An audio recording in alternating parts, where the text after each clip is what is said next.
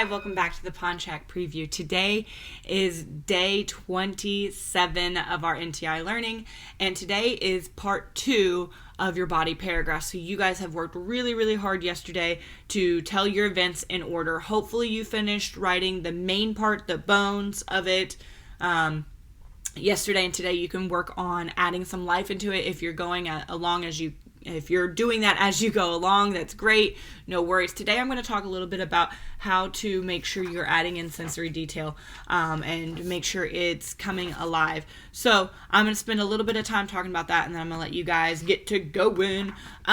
So with the adding in sensory details, please go through and find all the areas where it's just talking about you telling us what happened. I walked into the woods and I was scared. Great start, okay? So how can we add life to that? How can we make it so that we can see it happening versus hear it happening?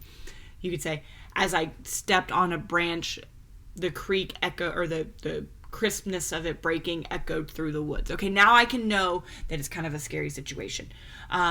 Or if it's, let's say it's not a happy situation and somebody's getting ready to move out, and it could be the thump of the heaviness, or that doesn't make sense. The heaviness of the suitcase thumped loudly and echoed through the hallway. Then you could talk about how it created a sadness in the house, and or if it's like the breaking of a bone. I know some people who are doing when they got hurt. Describe, I fell and broke my arm.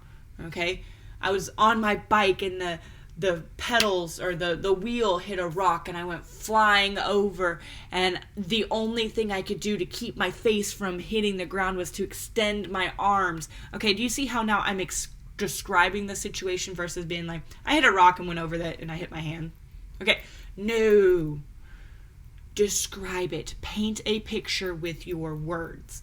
What you could do if you're struggling, I don't know how to do that, close your eyes and describe it.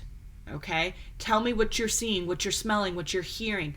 Those are the 5. So it's hard to say what you're seeing, but make it a movie in your head, and whatever you see in your head, write it down. Okay, paint a picture with your words. The numerous times that a narrative just kind of fails, it has great potential, but it fails, is that you guys rush through and you don't add in the sensory detail. Also, this is a really good place for you to get in some figurative language. I know we really like similes and metaphors. Personification, such a fun one. If you have you're biking along and you trip over a rock, you could say that your bike wheel ate a rock. Okay, well, a bike wheel can't actually eat a rock, but we get it that it grabbed it. Or I remember when I was a little kid and I was riding my bike, and my dad was always like, hey, you have to wear closed-toe shoes. And I was like, whatever. I was riding a bike and I slipped and my foot went into the spokes. So that's a good one, that the bike spokes ate my toe. Okay, it didn't really, it scuffed it up. But that creates an image in your head that you can now relate to, because maybe you've gone through something similar, or you can see it.